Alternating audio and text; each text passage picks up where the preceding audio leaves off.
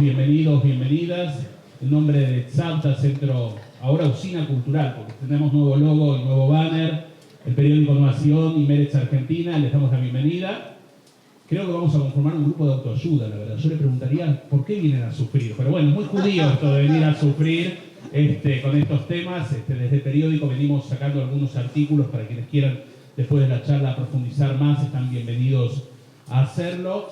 Tenemos el honor inmenso de tener al querido amigo Yoel Schwartz desde Israel y pedir micrófono simplemente para agradecerle a él la generosidad que tuvo durante la pandemia de hacer 12 actividades virtuales. No sé si ustedes han tenido la posibilidad de escucharlo, 6 lecturas sobre la Shoah y otras 6 lecturas sobre la Shoah, que es uno de sus temas de investigación. Agradecerle de corazón en nombre de Tzavta, Nación y de Meretz también por esta oportunidad que durante su visita personal acá y familiar a la Argentina nos va a brindar de primera fuente lo que está pasando al día de hoy en la actualidad israelí, que es bastante preocupante. Así que bueno, sin más palabras, le paso el micrófono a Gustavo Efron, director del periódico, para que presente formalmente a nuestros invitados. Así que bueno, muchas gracias a todos. Gracias, Kike. Y Yoel, bienvenidos a todos. Estamos en una nueva etapa apostando a muchas actividades de este tipo, especiales, post pandemia, y por suerte también tenemos una actividad y una energía importante. Tener este lugar prácticamente lleno para nosotros es realmente un honor. Y vamos a, la idea de hoy es que no sea una exposición, sino una conversación, ¿no? Y para eso la verdad que, Kevin, que es nuestro especialista en temas de Medio Oriente, magíster en temas de Medio Oriente, y presidente de Meretz Argentina, va a establecer una conversación con Yoel Schwartz, que además de ser un gran amigo personal mío, es un profesor reconocido, historiador, sociólogo, en temas de Shoah y en temas de Israel. Un día pergeñamos esta idea que hoy está siendo realidad. Así que les agradezco a los dos y bienvenidos y comenzamos. Gracias, Gustavo. Gracias a ustedes por venir. La verdad que le pusimos un título un poco deprimente y así todos vinieron. Así que, para pensar cómo pasan ustedes su martes a la noche, por las dudas, creo que vamos a intentar hacerlo lo menos angustiante que la realidad nos permita, pero ya vayan pensando qué hacen después de la charla, en caso de que fracasemos, una canción que les guste, compañía de gente que quieran, no estén solos en su casa. Y es un gusto estar con Yoel, sobre todo acá. A Yoel lo conozco hace muchos años, pero la verdad que compartimos solamente una sola actividad por accidente. Una vez fuimos a un seminario de jóvenes y los jóvenes decidieron irse a dormir antes de ir a nuestra clase, así que terminamos dando clases juntos en vez de separados. Y al igual que muchos de ustedes, durante la pandemia, estos últimos años, la verdad es que pudimos seguir a Yoel en sus intervenciones en las redes sociales, en los cursos que pudo dar en Tzavta a través de Zoom. Y Yoel, la verdad que siempre se destacó para mí, me parece muchos de ustedes, como una persona de un análisis profundo, comprometido, y a veces no necesariamente optimista sobre la realidad, no nos va a endulzar la realidad. Y me parece que también es como alguien que se crió acá, en la Tnuá, es muy emocionante y entusiasma ver este salón lleno de gente que está comprometida con entender lo que está pasando en Israel, sin ningún tipo de metáforas o eufemismos, pero también incluso lo malo lo hablaremos, me parece, desde un lugar de compromiso, de pertenencia y de solidaridad con los israelíes que están pasando un momento particular. Así que, sin más adelanto, ¿cómo estás, Yoel? Esa es mi primera pregunta. Hola, Kevin, muy bien, y aprovecho para primero saludar a todo el público que no lo voy a repetir, ya lo dijeron, un martes a la noche de frío elige venir aquí, no sé si a deprimirse, pero por lo menos a escuchar noticias o ideas que no van a ser tan simpáticas o edificantes. Y segundo, agradecerle a las organizaciones, ¿no?, que nos rodean, ¿sí? La Usina Cultural, Tzavta, Meretz Argentina y Nueva Acción, por la posibilidad de de hablar de estas cosas. Yo creo que uno de los problemas graves, lo vamos a charlar más adelante, es justamente que durante demasiado tiempo se ha escuchado casi que una sola campana de lo que está pasando en Israel aquí en la diáspora, y creo que es importante para entender también escuchar otras voces y otras campanas, y por ahí vinimos acá a tocar una campana un poco diferente. Bárbaro. Bueno, prometí a gente del público que lo íbamos a hacer sin sacrificar la profundidad, lo más apto para el todo público. La verdad es que hay a veces una cantidad limitada de fuentes para enterarse el día a día de lo que está pasando, y por eso quería empezar tal vez con lo más básico que te voy a preguntar hoy, que es ¿cómo describirías lo que está pasando en Israel? ¿Podemos darle una fecha, un momento de inicio a esta crisis? Si es que la consideras una crisis, ¿qué pasó? Bueno, yo creo que primero lo más importante es definir qué es lo que está pasando. ¿Sí? Hay quienes hablan de una reforma judicial. Y la reforma judicial que existe, que está en andamiento, en realidad es parte de un proceso muchísimo más amplio, del cual la reforma judicial y la ley dentro de la reforma judicial que ya se aprobó y futuras leyes que están sobre la mesa para ser discutidas o evaluadas o eventualmente aprobadas, son solo una parte de un proceso mucho más amplio. Proceso mucho más amplio que es un proyecto de cambio de régimen en la sociedad israelí. Algunos lo llamamos autogolpe. Hay quienes no les gusta este concepto, prefieren usar conceptos un poco menos trágicos o menos tajantes, pero me parece que es la forma correcta de definirlo. Porque si un grupo determinado político, una corriente, un conjunto de partidos o de sectores políticos asumen el poder mediante un régimen determinado y sin ningún consenso con respecto a eso, cambian el régimen, o sea, cambian la forma, cambian las reglas del juego por las cuales ellos mismos fueron electos, estamos frente a algo que se parece mucho al concepto de autogolpe, en el sentido de que están cambiando las propias reglas de juego con las cuales fueron electos, con un objetivo que es bastante básico y bastante claro, que es de perpetuarse o de perpetuar algunas de las ideas principales con las cuales ellos han llegado al poder, justamente en el poder. Desde esa perspectiva, esta es la definición más exacta. Ahora, como todas las cosas tienen diferentes momentos, nada tiene un momento de inicio, ¿sí? Nosotros, yo soy historiador, y en historia nosotros sabemos que las cosas nunca tienen una fecha exacta, así como la independencia argentina no fue el 25 de mayo de 1810 o el 9 de julio de 1816, sino que se trata de procesos que a veces los marcamos con alguna efeméride, con alguna fecha. Yo creo que aquí también estamos en una conjunción de procesos, cuando por lo menos estamos hablando de 3 procesos paralelos. Un primer proceso que tal vez sea el más básico, pero tal vez el menos importante dentro de estos 3 procesos paralelos, es lo que tiene que ver con uno de los componentes de la coalición de gobierno, que es el componente de lo que se llama los partidos ultraortodoxos. Los partidos ultraortodoxos, desde el nacimiento del Estado de Israel, y especialmente desde que forman parte del juego político, lo que buscan es perpetuar, legitimizar y preservar a lo largo del tiempo un sistema de vida que es relevante para su sector, que es un sistema de vida que, por ponerle un nombre en sociología, lo llamamos la sociedad de los estudiosos. Un invento del siglo XX de una sociedad judía en la cual se vive alrededor del estudio, y eso no se podría hacer sin un Estado, en este caso el Estado de Israel, que coloca sus recursos o que dispone sus recursos al servicio de que eso suceda. Ahora, este es un proceso de larguísimo plazo, que comienza ya en los años 50, en la época de Ben Gurión.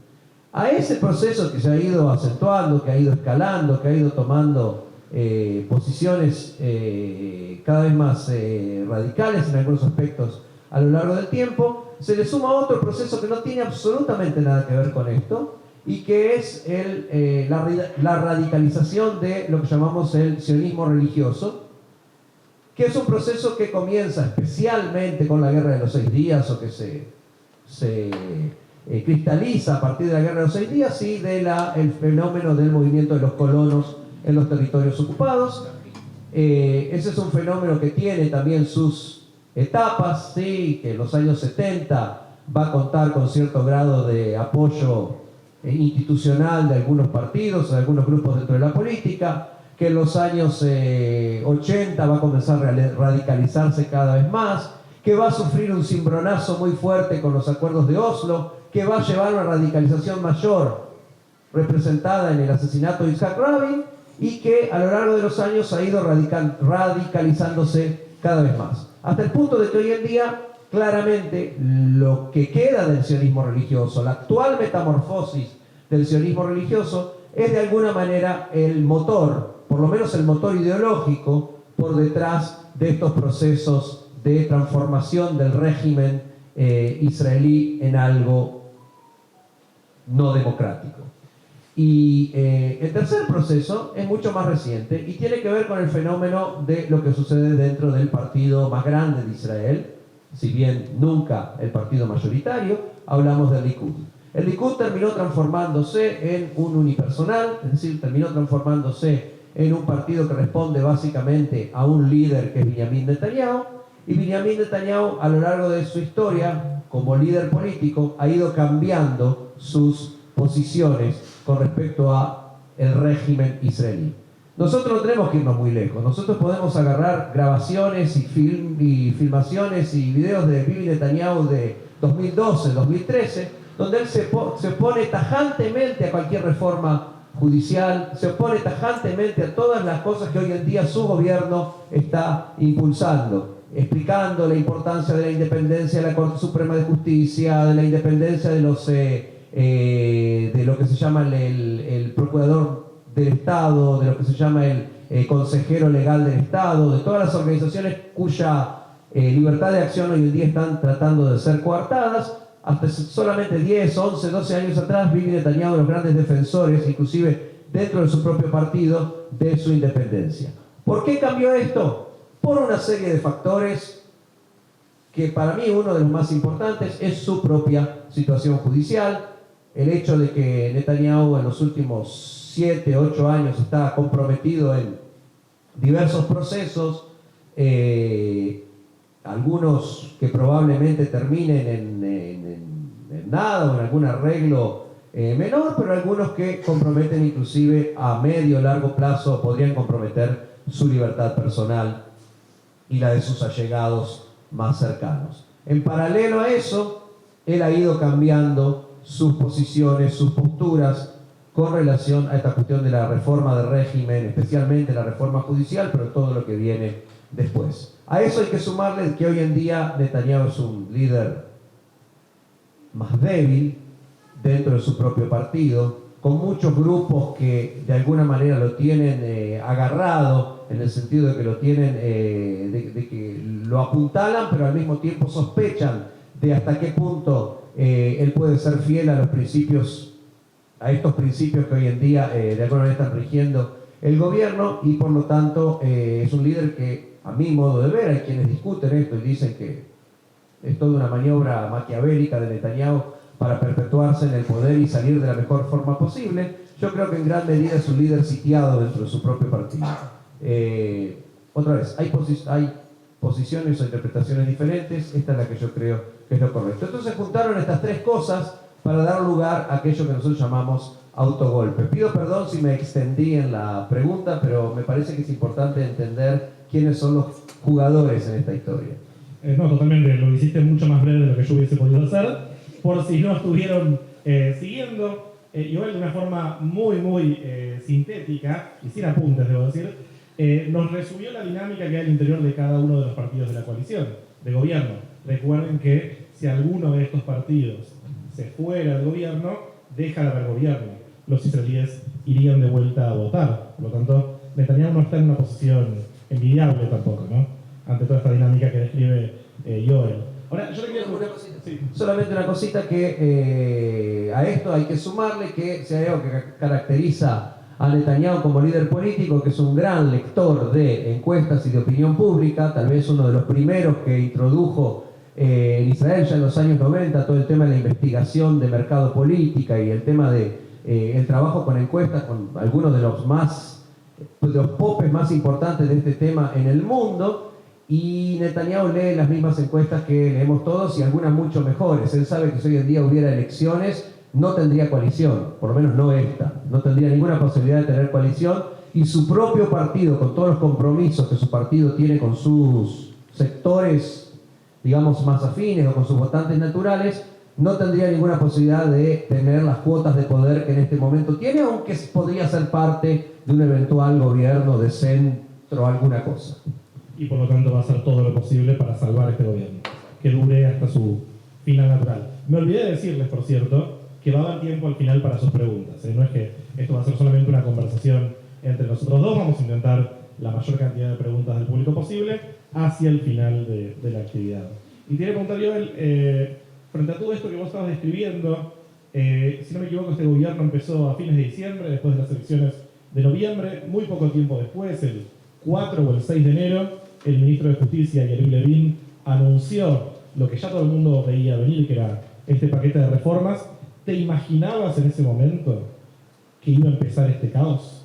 ¿O que iba a desatar lo que finalmente desató 31, no sé si ya 32 semanas de protestas, posiblemente una crisis constitucional en el camino? ¿Era posible imaginárselo en enero? La verdad que no, es decir, las dos cosas eran difíciles de imaginar. Si bien estaba claro que el gobierno que asumiera iba a proponer algún tipo de reforma más o menos abarcativa por lo menos del sistema judicial, entre paréntesis, la reforma del sistema judicial, yo esto lo vengo diciendo en varias intervenciones, es un tema que es bastante consensual y bastante transversal en Israel. Es decir, de derecha a izquierda hay muchísima gente que considera, o podríamos decir, que consideramos que tiene que haber una reforma del sistema judicial. No está mal reformar el sistema judicial, al contrario, hay muchos elementos de crítica del sistema judicial, entre los que critican el sistema judicial, que son absolutamente válidos, legítimos y que requieren de una revisión. Es decir, esto era claro que iba a suceder, el alcance de esta reforma, la proyección de esta reforma hacia todos los aspectos de la vida de los israelíes. O sea, no es solamente quién va a elegir los jueces, sino esto abarca todos los aspectos de la vida de los israelíes. ¿Cuáles son los principios que rigen el sistema judicial israelí, como se vio en la reciente aprobación de la ley que cancela el principio de razonabilidad? Si quieren después lo mencionamos un poquito más a fondo, que es algo muy básico en el día a día de los israelíes, aunque parece un término muy lejano del mundo de las discusiones de jurisprudencia. No imaginábamos que iba a ser primero con este tamaño de reforma propuesta, en primer lugar, y en segundo lugar, era bastante inimaginable la respuesta popular. La respuesta popular, que esto es importante decirlo porque justamente la propaganda del gobierno es que esto no tiene nada de espontáneo, ha sido una de las actitudes más espontáneas que ha tenido la sociedad israelí en 75 años. ¿Sí? Hoy alguien me preguntaba, entre vos y yo, ¿vos pensás que este es uno de los momentos más difíciles de la historia de Israel? Yo dije, sí, este es el momento más difícil de la historia de Israel, y cientos de miles de israelíes piensan exactamente lo mismo, si no, no hubieran salido a la calle. El israelí no sale a la calle por cualquier cosa. Israel no es Argentina, donde hay piquetes, marchas y contramarchas prácticamente por cualquier tema importante. La mayoría de los temas no se resuelven en Israel en las calles a lo largo de la historia. Esto es algo absolutamente nuevo, en cierta medida comparable con las protestas, para los que ya peinan algunas canas, las protestas posteriores a la guerra de Yom Kippur, inclusive más fuerte en cuanto a la cantidad de gente, en cuanto al grado de organización de la protesta. Esto es algo absolutamente inédito y yo creo que de alguna manera muestra la sensación de urgencia y la sensación de horror, ¿por qué no decirlo?, con el que muchos de los ciudadanos israelíes, de todas las corrientes políticas prácticamente, ven lo que está pasando. Le prometí una amiga del público que no íbamos a suponer que la gente sabe de qué se tratan las reformas. Algunas cosas ya las nombraste. Dijiste cambios en la forma de selección de jueces y hablaste del criterio de razonabilidad, que es una palabra un poco difícil. Así que te pido, si es posible, que expliquemos qué es lo que ya se aprobó de la reforma y qué es lo que todavía el gobierno quiere aprobar. ¿Por qué tantos israelíes están horrorizados? Ok. Básicamente es difícil la pregunta, ¿sí? Vamos a tratar de ser didácticos. Las más básicas son las más difíciles. Vamos a tratar de ser didácticos en algo que no es fácil. Básicamente existe una gran discusión en el mundo, existe una discusión, es una discusión que existe muy fuerte en Estados Unidos, se vivió también en la época de Trump, entre lo que se llaman jueces o un sistema judicial más activo y un sistema judicial más conservador.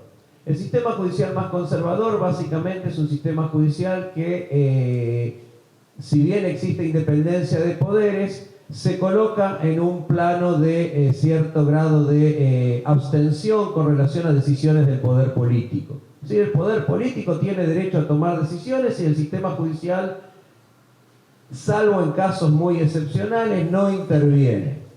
Mientras que aquellos que sostienen un sistema judicial más activo sostienen que es deber del sistema judicial de alguna manera garantizar determinados principios, determinados derechos, determinados valores que son valores intrínsecos del país, interviniendo y en algunos casos poniendo en juicio o cancelando leyes que provienen del poder legislativo e inclusive decretos o determinaciones del poder ejecutivo. La gran diferencia entre lo que pasa en Israel y lo que pasa en otros países del mundo, que a veces los voceros de la derecha lo ponen como ejemplo, vamos a ser como Estados Unidos, vamos a ser como Nueva Zelanda y como Canadá, es que en estos países existe una constitución y en Israel no. Por lo tanto, la cuestión de cuál es el grado de independencia del Poder Judicial en un país en el que no hay constitución, es decir, que no hay una ley que está por encima de todas las leyes, es un tema mucho más complejo y mucho más difícil. Cuando hay que tener en cuenta que la principal razón por la cual el Estado de Israel no tiene constitución es justamente porque históricamente los sectores que hoy conforman el gobierno de Israel se han opuesto a la existencia de una constitución, especialmente los sectores ultraortodoxos, pero en menor medida también el sionismo religioso. Justamente el Likud, y acá es importante volver sobre los actores, justamente el Likud ha sido históricamente un partido que tiene una tradición nacionalista, pero muy pro-constitucionalista. De hecho, lo que hoy en día en Israel se llaman las leyes básicas, que son las leyes que en el proyecto de finales de los años 80, principios de los años 90, iban a terminar produciendo de facto una constitución en Israel, si se hubieran terminado de aprobar todas. Las leyes básicas de Israel, lo que llaman las leyes fundamentales, fueron aprobadas por gobiernos del Likud y con mayoría del Likud de hace 30 y de hace 40 años. El Likud que hoy en día dice esas leyes no pueden atarnos y no pueden comprometernos cuando queremos hacer otras cosas dentro del Estado de Israel. Es decir, que de alguna manera había un proceso de constitucionalización de la sociedad israelí o del sistema político israelí que la actual coalición de gobierno viene a detener. ¿De qué manera? Cercenando la libertad o la independencia del sistema jurídico a través de cambiar la forma en que se eligen los jueces para poder elegir jueces que en su mayoría sean afines o fieles al gobierno, ¿sí? Una corte afín, una corte adicta al gobierno es algo que también se escuchó en otros tiempos en Argentina. Eso por un lado. Todo el sistema judicial sería elegido de esa manera, a través de una comisión en la cual la coalición tendría la mayoría, la coalición de gobierno tendría la mayoría, con lo cual perpetuaría un sistema judicial adicto o afín a los valores del gobierno. Por otro, ese sería un primer paso. Un segundo paso sería achicar el peso, el poder que tiene el Procurador General del Estado, lo que se llama el Praklita Medina, que sería como el fiscal del Estado de Israel, y el asesor legal del gobierno. En Israel, el puesto del asesor legal del gobierno es un puesto tremendamente importante porque tiene una doble función. Por un lado, el asesor legal del gobierno es el que defiende al gobierno si el gobierno es demandado judicialmente. Pero por otro lado, es el que le dice al gobierno, el que le dice al Poder Ejecutivo si las decisiones que quiere tomar son legales o defendibles en una corte o no. Históricamente, en los últimos años en especial, los gobiernos de derecha critican a los distintos asesores legales del Estado porque dicen: tu función es defenderme, no decirme si lo que estoy haciendo está bien o está mal. Estoy siendo muy básico en lo que estoy explicando. Si tu función no es decirme si lo que estoy haciendo es correcto o incorrecto, sino defenderme. Para eso te pago, para eso te elegimos. Pero, dado que hay una ley que determina cómo tiene que ser elegido ese asesor legal del gobierno, lo que quiere hacer es cambiar esa ley, dividir el puesto de asesor legal del Estado en por un lado, alguien que sería el defensor del gobierno y otro que sería el asesor legal exclusivamente, que les diría si está bien o está mal, pero no tendría el poder de representar al gobierno frente a las Cortes. De esa manera se eliminaría el poder que tienen los asesores legales. A eso se le suman una serie de determinaciones más pequeñas, y una de las más importantes es lo del criterio de razonabilidad. 2 minutos voy a tratar de explicar esto. En jurisprudencia, en muchos países, también en Israel, existe un concepto que se llama el concepto del hombre razonable. El hombre razonable, ¿qué es lo que el sentido común diría que está bien en una situación determinada? Por ejemplo, en un nombramiento. Recientemente, la ministra de Transporte, Miri Regev, quiso nombrar como director general del Ministerio de Transporte a una persona que no tiene ningún tipo de habilitación profesional para ser director general de un ministerio, para lo cual hay una ley. Se dice qué requisitos tiene que cumplir alguien para ser director general de un ministerio. No tiene ninguna experiencia en el área en el cual tendría que hacerse cargo, y no tiene ninguna otra idoneidad más que ser un fiel militante del partido de gobierno. Se presentó, una de las organizaciones de transparencia y democracia presentaron una moción a la Corte Suprema de Justicia, una protesta contra esto, y la Corte Suprema de Justicia dijo: no es razonable que, habiendo cientos de personas que tienen más idoneidad para ocupar este cargo, se elija a esta persona X. Bueno, a partir de ahora, a partir de que se aprobó hace 2 semanas una ley que elimina el principio de razonabilidad, la Corte Suprema, por lo menos en principio, no podría venir a decirle al gobierno: esto no es razonable. El gobierno le diría: irrelevante. Es decir, no estamos obligados a cumplir con este cometido, porque razonable o no razonable es una interpretación de ustedes, no es la forma como nosotros entendemos esto desde el punto de vista político. Y así hay decenas de pequeños decretos o disposiciones administrativas que podrían caer bajo la órbita de la irrazonabilidad, pero que las Cortes no estarían en condiciones de cancelarlas o de mandárselas de vuelta al gobierno para que sean revisadas. El 1 de septiembre la Corte Suprema tiene que expedirse sobre este tema. Es decir, la ley fue aprobada, hubo una demanda judicial diciendo que esta ley es inconstitucional, la Corte Suprema cedió hasta el 1 de septiembre, y por primera vez en su historia, la Corte Suprema, ustedes saben, acá también, cuando hay una demanda judicial, las Cortes en general hay ternas de jueces o se eligen determinados jueces. La Corte Suprema decidió que esto es tan importante que todos los jueces de la Corte Suprema van a participar de la decisión. Los 15 jueces que conforman la Corte Suprema de Justicia de Israel van a participar de la discusión y de la decisión sobre la ley de razonabilidad, que es algo bastante único también en la historia. O sea, la sensación de emergencia se siente también en esta decisión de la Corte Suprema. Ahora, si esta ley se aprueba y pasa el puente o pasa la valla de lo que sería la Corte Suprema, esto ya implica en la práctica la posibilidad de un cambio de régimen. Si no se aprueba, es decir, si la Corte Suprema la rechaza, estamos frente a una crisis constitucional. Un país no tiene constitución, pero tiene crisis constitucional. ¿Por qué? Porque la Corte Suprema está rechazando una ley que fue aceptada, que fue decretada por el Parlamento, propuesta por el gobierno, por el ministro de Justicia, y que compromete la propia autoridad de la Corte Suprema para decir si una ley es legítima, constitucional o no. Es decir, estamos frente a una crisis constitucional. ¿Va a acatar el gobierno lo que dice la Corte Suprema si decide rechazar o no va a acatar? Hay ministros que dicen, de ninguna manera, lo que dice la Corte Suprema de Justicia no me obliga.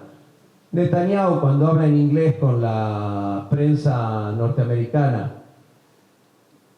titubea, tambalea, dice por supuesto que yo acato las leyes, siempre he acatado a las decisiones de la Corte Suprema, y no habla en hebreo prácticamente. O sea, Netanyahu no da entrevistas en hebreo hace años.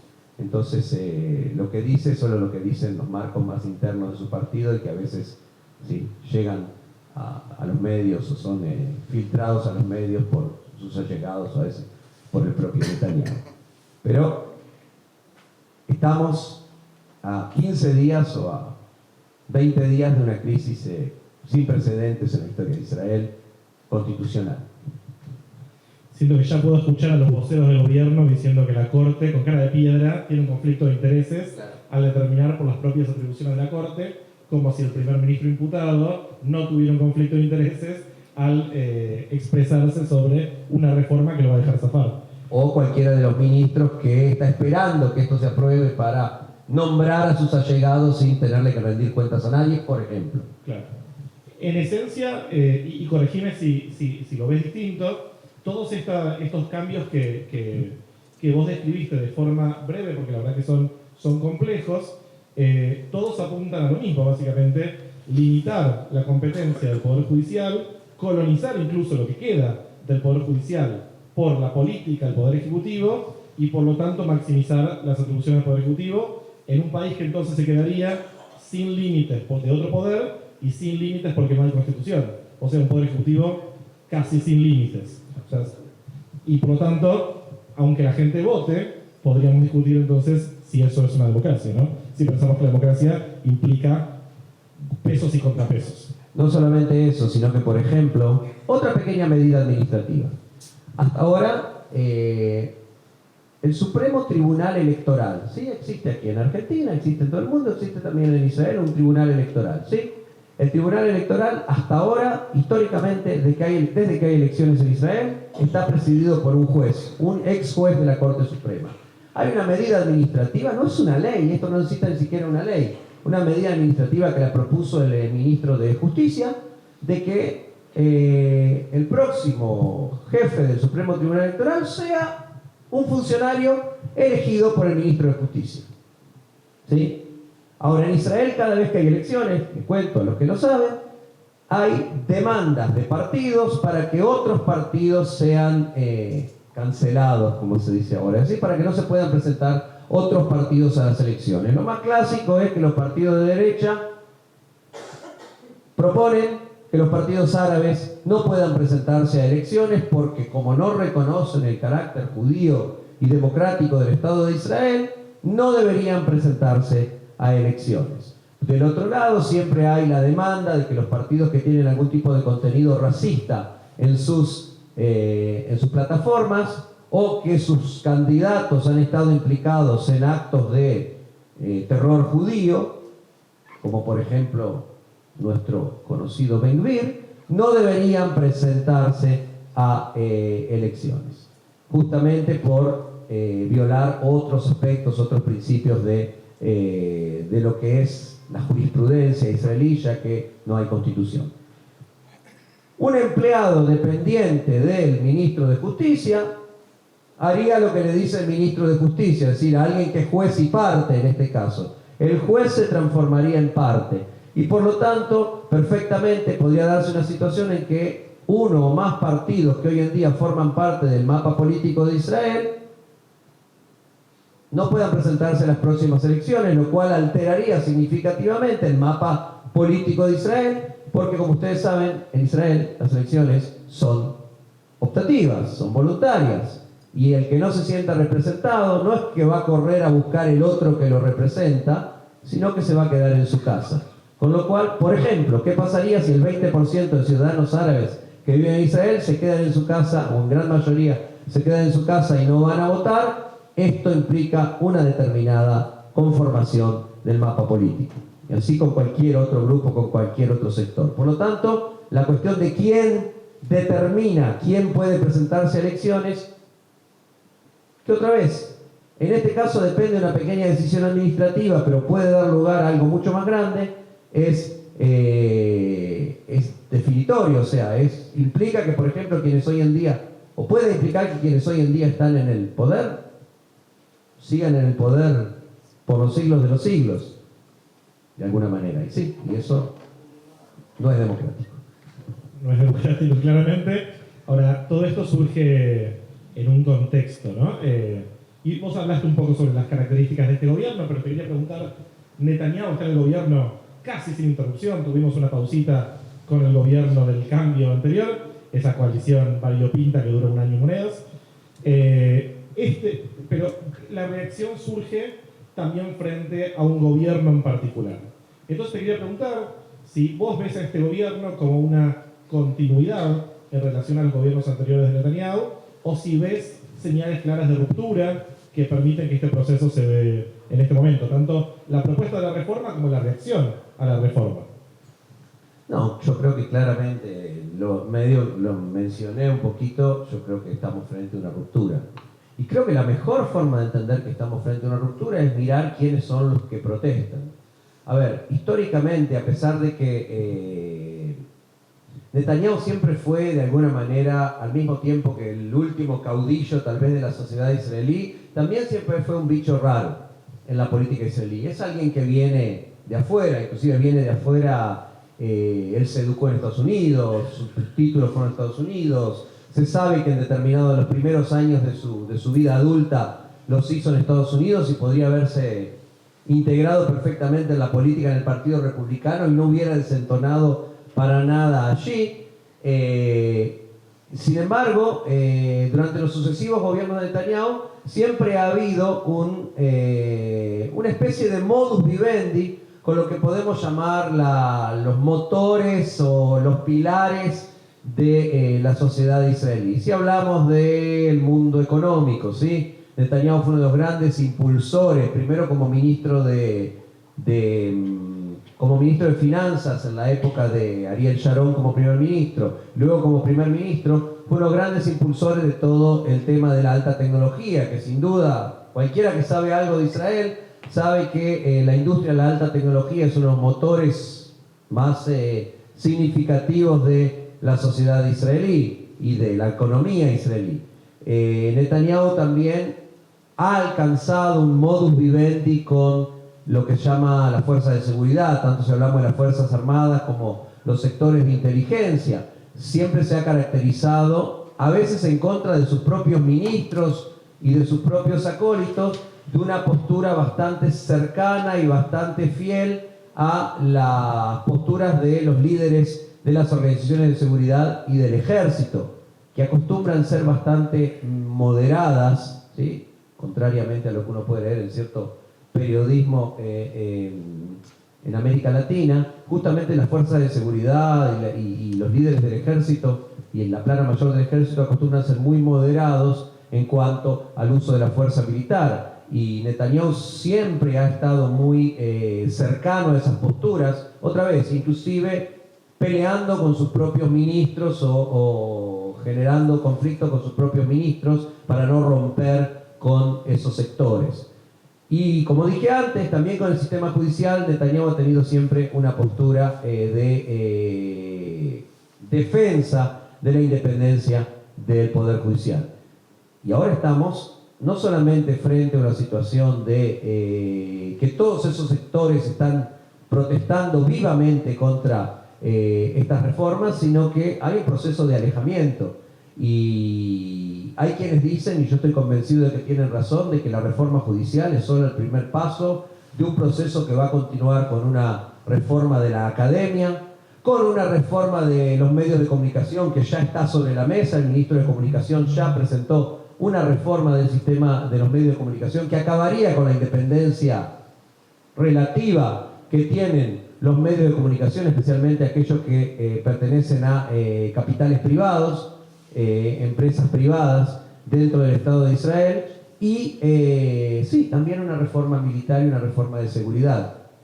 En la derecha más radical ya se está hablando de esto hace años, y en los últimos años con mucha fuerza. O sea, hay un ataque permanente por parte de la derecha más radical que hoy está en el gobierno hacia los mandos del ejército, a los cuales se trata de traidores, que buscan componer con los palestinos en lugar de defender la causa judía, y una serie de epítetos, hasta que recientemente el propio Netanyahu tuvo que salir a defender al comandante del cuerpo central del cuerpo centro. Israel está dividido en norte, centro y sur. El comandante del cuerpo centro, que es también el responsable por Judea y Samaria, fue atacado con epítetos sumamente duros por los propios ministros del sionismo religioso, y el propio Netanyahu tuvo que salir a defenderlo y a decir: este hombre es un patriota y pido que se deje de atacarlo. Pero estos ataques están permanentemente en los medios, en los discursos políticos, y estamos frente a una situación en ese sentido que es completamente nueva. O sea, van por todo. Que es un traidor, que trabaja para los palestinos, que persigue a los judíos en lugar de perseguir a los terroristas, y por eso hay terrorismo. Que los judíos no tienen más remedio que defenderse solos porque él no está haciendo su trabajo. Cosas recientes, pero creo que hace como 6 meses, justamente en Nuevación, yo publiqué una pequeña nota justamente sobre esto, sobre el hecho de que una de las cosas que caracterizan a este gobierno, y esto fue mucho antes de toda la radicalidad que vemos hoy en día, una de las cosas características en este gobierno es justamente la ruptura con el discurso de seguridad tradicional de Israel, que siempre fue, durante los sucesivos gobiernos de Netanyahu, digamos, bastante pegado, como dije antes, a las decisiones o a las posturas de los altos mandos del ejército y del Mossad, del Shin Bet, de la Shabak, las fuerzas de seguridad internas de Israel. Ahora, vamos a intentar salir de esta burbuja de gente bien pensante. Voy a suponer que hay cierto sentido común progresista, para entender un poco las condiciones de posibilidad de un gobierno que representa una ruptura así. Sabemos bien claro por qué desde la política se naturaliza el extremismo de este gobierno. Sabemos que Netanyahu lo necesitaba para formar una coalición, que los márgenes estaban muy pequeños y no podía darse el lujo de perder votos por derecha. Ahí incita a partidos marginales a aliarse. Pero a nivel social, ¿cómo se naturaliza ese extremismo religioso, ese nacionalismo extremista que habla abiertamente de expulsar a partes de la población, que habla de traidores que deberían perder la ciudadanía, que habla abiertamente en términos que seguramente en otra época no se habrían naturalizado? Y sobre todo pienso también en las encuestas que hablan de la popularidad de nuestras figuras entre los jóvenes. ¿Qué pensás que pasó en estos últimos años que llevó a la naturalización de ciertas posturas que habrían sido consideradas absolutamente marginales en el Israel de hace 30, 40 años? Yo creo que nosotros estamos frente a un fenómeno que en cierta medida es un fenómeno global. Es decir, es importante contextualizar hacia afuera antes de contextualizar hacia adentro, ¿sí? Lo que está pasando hoy en día en Israel pasa y pasó en muchos lugares del mundo, y no solamente de una forma, digamos, no estoy diciendo que es así, mirando desde arriba como miran los analistas sociales, ¿sí?, de vuelo del águila, y dicen: ah, mirá, es parecido esto, sino con relaciones muy concretas, ¿sí? Nosotros sabemos, por ejemplo, que Yariv Levin, por ejemplo, el ministro de Justicia, se asesoró con el Ministerio de Justicia de Polonia Nosotros vemos que ya pasó por un proceso de reforma muy parecida y hoy tenemos serias dudas hasta qué punto el gobierno polaco es un gobierno democrático. Muchos de mis amigos polacos dicen que no.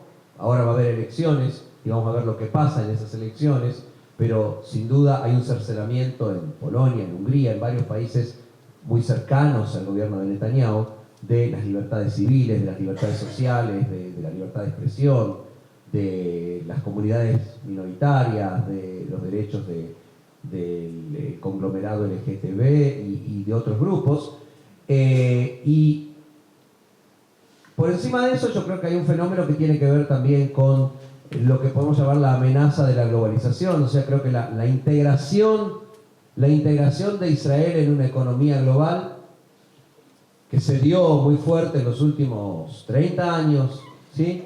Bastante coincidentemente con los gobiernos de Netanyahu justamente, y con mucho apoyo por parte de los gobiernos de Netanyahu, ha dejado a mucha gente, como en muchos países, un poco afuera, un poco marginalizada de lo que está pasando. Hay una fiesta de la cual muchos sienten que no participan. Ustedes saben que Israel es uno de los países más caros del mundo, ¿sí?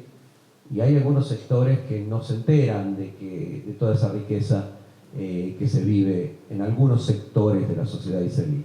Yo creo que esto es una explicación parcial. A eso hay que sumarle por lo menos otros dos factores.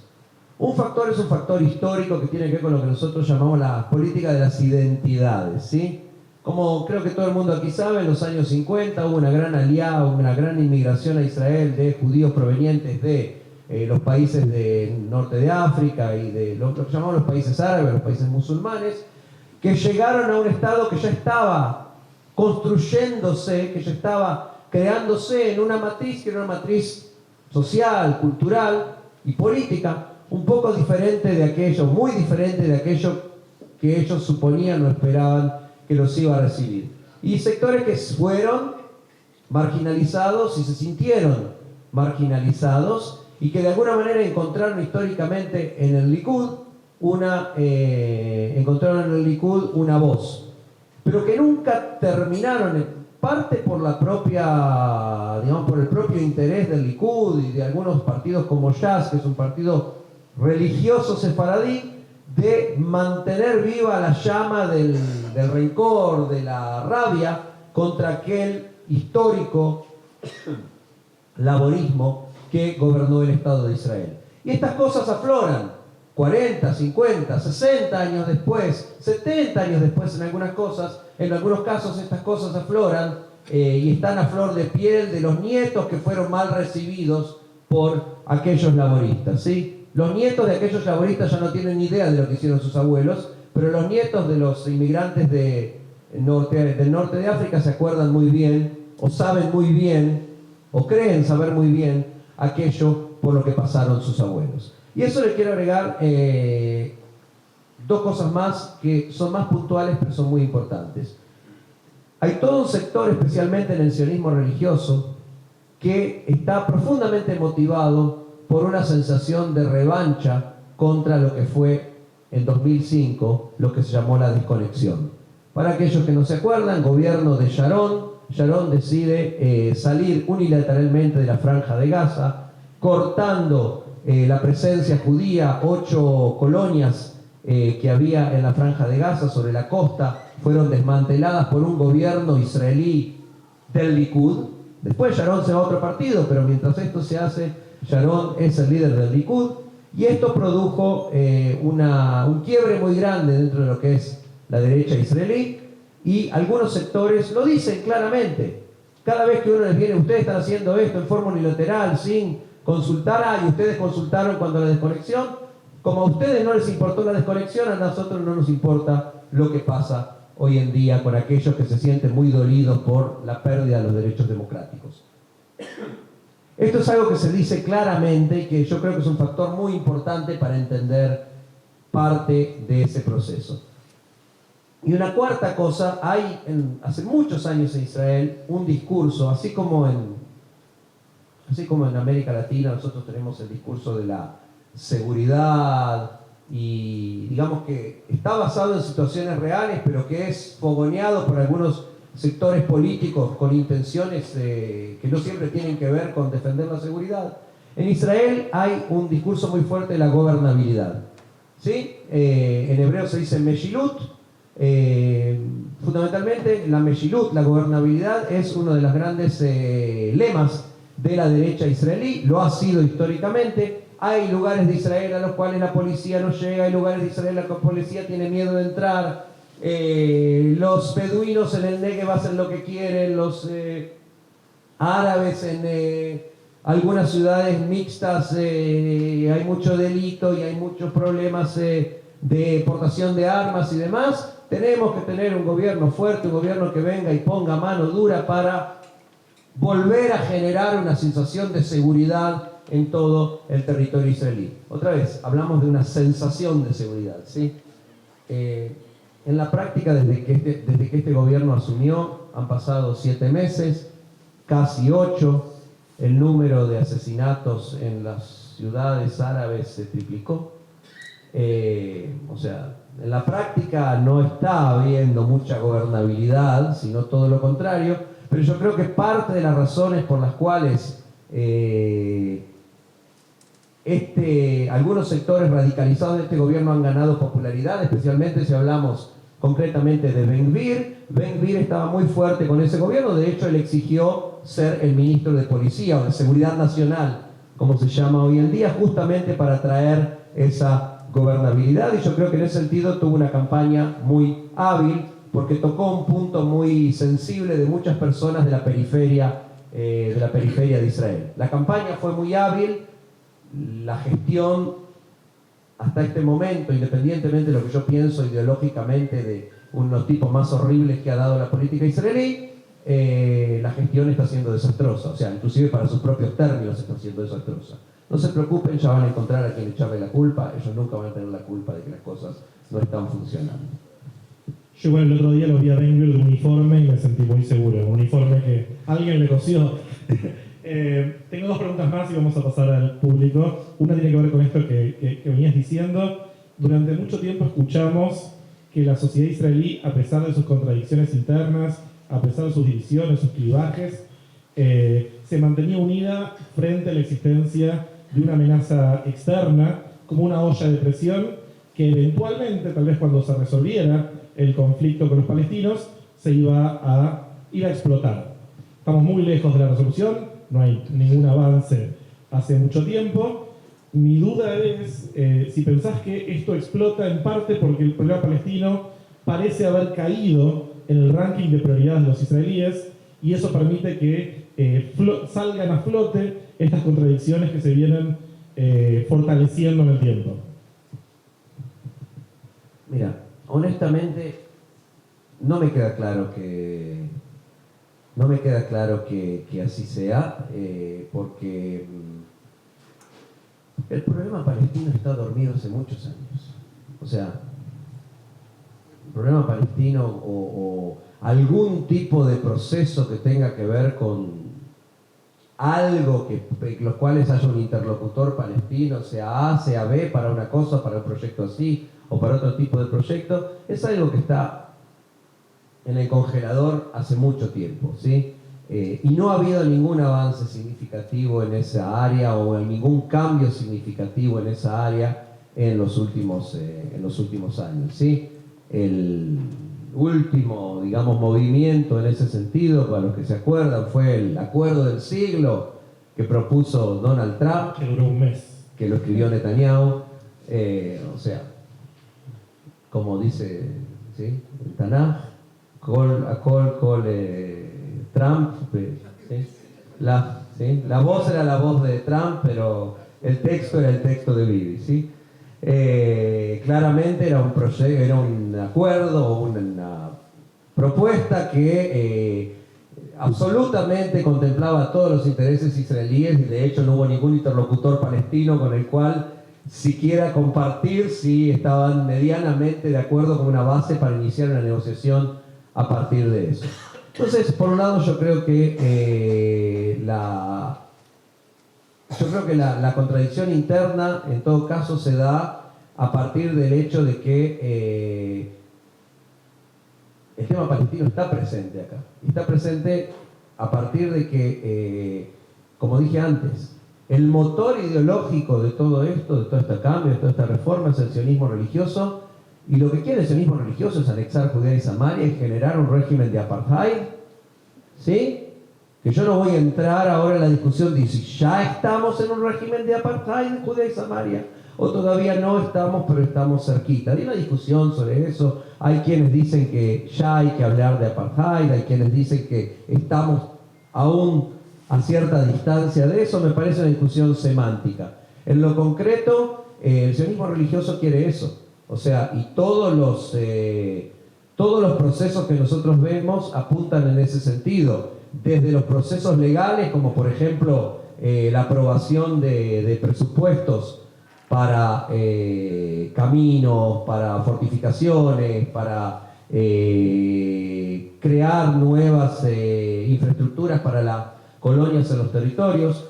A propósito, una reforma del Ministerio de Defensa, algo tan básico en el ethos israelí como el Ministerio de Defensa, fue reformado para este gobierno para que nosotros tengamos en este momento 2 ministros de defensa. Uno que se ocupa del ejército, de defender el país y de lo que se tendrían que ocupar los ministros de defensa, Yoav Gallant, y otro que es Bezalel Smotrich, que también es el ministro de finanzas, pero también es el ministro de defensa encargado de los territorios, encargado de Judea y Samaria. Es decir, él es quien va a determinar qué se va a construir, qué no se va a construir, qué se va a levantar, no qué se va a levantar. ¿Cómo? No le alcanzaba un sueldo, tuvo que agarrar una changa. No, creo que esto lo hace de voluntario y con ganas. O sea, por un lado, desde el punto de vista, digamos, de lo legal y de las disposiciones, por otro lado, desde el punto de vista del discurso. O sea, me imagino que los que tienen un poquito de acceso a, todos hoy en día tenemos acceso a medios de comunicación, constantemente vemos los actos de violencia de los colonos hacia la población civil palestina, a veces como respuesta, a veces sí, como respuesta a actos de violencia de la población civil palestina o de grupos terroristas dentro de los palestinos, y a veces sin que medie ninguna provocación, sino simplemente entramos a mostrar quién es el dueño de todo esto. Así se llama, esa era la campaña de Ben Gvir, carteles enormes con la cara de Ben Gvir, decía, ¿quién es el dueño de esto? ¿Sí? Mikan Balabait. Y bueno, vinieron a demostrar quién es el dueño de todo esto. Claramente el objetivo del sionismo religioso es la anexión de los territorios de jure, de facto, primero de jure y después de facto, y lo que nosotros, digamos, asistimos de alguna manera, al final de cuentas conduce a eso. Ahora se está discutiendo el tema de la posibilidad de una paz de un acuerdo con Arabia Saudita, donde el gran impedimento en principio habría sido aparentemente que Arabia Saudita exigió que exista algún tipo de gesto, ¿sí? No, ningún proceso de paz, algún tipo de gesto hacia los palestinos, cosa que yo la veo muy difícil que suceda con este gobierno. Si se va a imponer el pragmatismo y la realpolitik, entre comillas, la necesidad de hacer un acuerdo con Arabia Saudita sin que haya un gesto de ese tipo, decía ayer un periodista en Haaretz, Raviv Drucker, los resultados serían terribles por Israel, porque demostraría que se puede dejar a los palestinos permanentemente en el freezer y seguir avanzando con un proceso de paz en el Medio Oriente, y eso como que les daría carta blanca para hacer básicamente lo que quieren. Así que en ese sentido, la cuestión es un poco oscura. Sí, no quiero dejar de mencionar que, si me equivoco, hace 2 o 3 días Estados Unidos por primera vez usó la expresión terrorismo judío, condenó los actos de terrorismo judío, que es lo que vemos casi semanalmente, casi diariamente en Israel desde que asumió el gobierno, actos de violencia. No que le haya, imagino, molestado demasiado al ministro Ben Gvir, que creo que tiene 8 condenas por terrorismo dentro de las cortes israelíes previas a su designación como ministro. Y quería, ya para terminar mi tanda de preguntas y pasar a las consultas que tengan ustedes, y agradeciendo a Joel por la paciencia y por la enorme capacidad de explicación de conceptos complejos y dolorosos, me parece, para quienes sentimos a Israel como un elemento de nuestra identidad. ¿Cómo ves, como israelí, preocupado por el presente y el futuro de su país, la reacción de la diáspora judía hasta ahora, qué sentís que está pasando al interior de las comunidades judías y qué sentís que podría llegar a pasar, o qué te gustaría ver.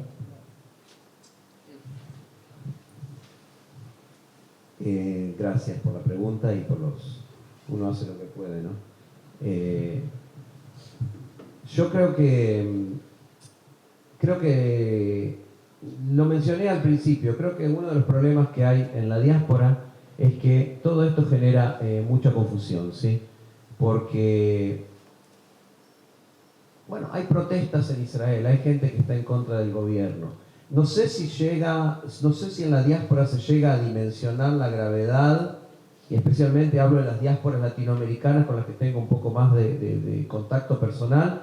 No sé si se llega a dimensionar la gravedad de lo que está sucediendo en términos de el Israel que ustedes conocieron, no es el Israel que va a existir de aquí a un año si este proceso continúa. No va a ser el mismo país, va a ser un país completamente diferente. Y no sé si las personas llegan a dimensionar eso, en parte por la distancia, en parte porque, bueno, en Israel ¿sí? Siempre hay una cuota de idealización o de mirar hacia Israel como un lugar donde las cosas suceden diferente. Y también porque, lo mencioné antes, hay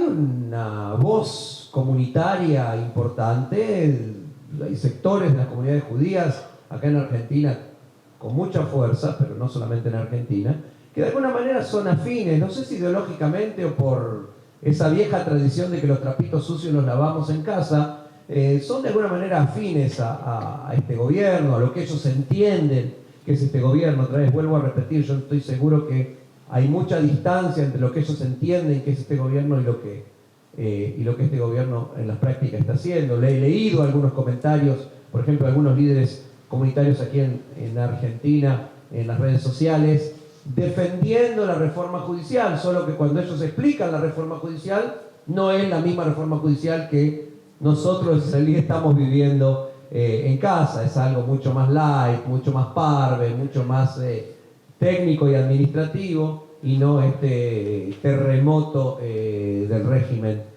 político israelí. Entonces, en primer lugar, yo creo que hay este problema, esta distancia que es muy difícil de salvar.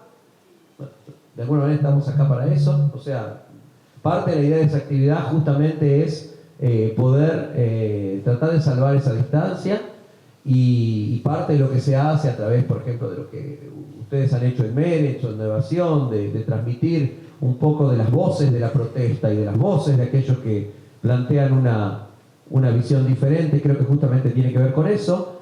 Yo creo que es importante que las voces de la diáspora se hagan oír. No sé cuánto, o sea, 100.000 israelíes o 160.000 israelíes todos los sábados gritan en el lugar, en el centro comercial, cultural, político de la sociedad israelí: basta de esto, y hay quienes lo escuchan como que está lloviendo. Entonces no sé cuánto los judíos de la diáspora pueden influir en el día a día de la sociedad israelí, pero yo creo que es una voz que tiene que escucharse, ¿sí? Es como una gota y otra gota y otra gota que van rebalsando, que van tocando la piedra hasta que al final algo va a cambiar. Yo, en ese sentido, a pesar del título pesimista de esta actividad, ¿sí? Yo creo que nosotros, el camino hacia un supremacismo judío es uno de los posibles, pero no es el único posible, ¿sí? Yo tengo motivos para tener esperanza de que esta protesta sí va a marcar una diferencia, sumado a presiones y sumado fundamentalmente al hecho de que nunca es algo absolutamente novedoso en Israel una protesta que es tan transversal, que abarca ciudades tradicionalmente de derecha como Netanya. Sí, Netanya es una ciudad del Likud. Nunca ganó nadie que no fuera del Likud en Netanya. 20.000 personas están todos los sábados en las plazas de Netanya gritando en contra del gobierno, y en ciudades de la periferia hay protestas. Es decir, yo creo que hay algo transversal en la sociedad israelí que se está gestando, que es nuevo y que nos da motivos para tener esperanza de que en algún momento va a ser mella, no sé si sobre todo el gobierno, con seguridad no sobre todo el gobierno, porque hay sectores que están caminando ciegamente o con los ojos abiertos tal vez hacia su objetivo, pero creo que hay partes del gobierno que son más permeables a lo que está pasando.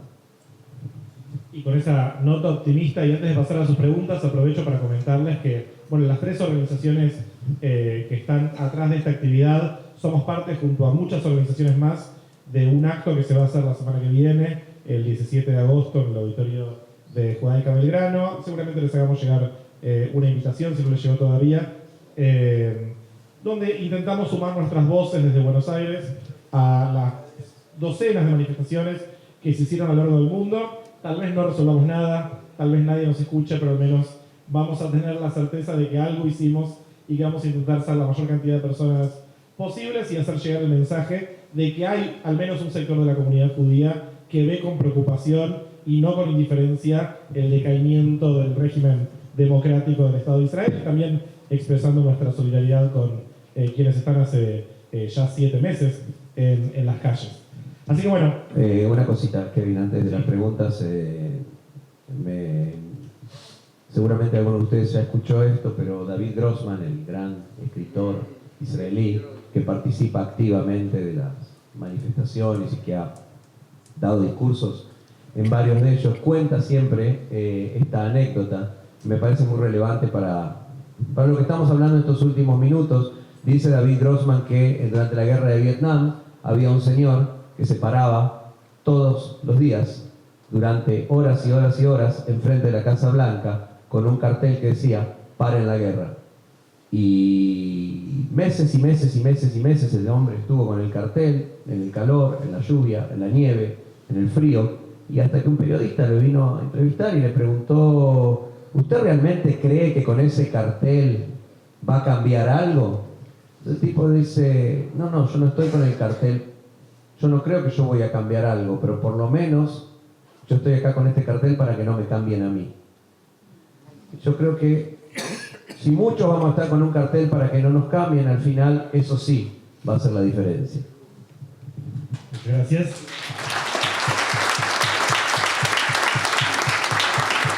La pregunta es, entonces, ¿cuál es el rol que está jugando Estados Unidos en este momento? Bueno, oficialmente el gobierno de Estados Unidos tiene una política muy crítica con todas estas reformas.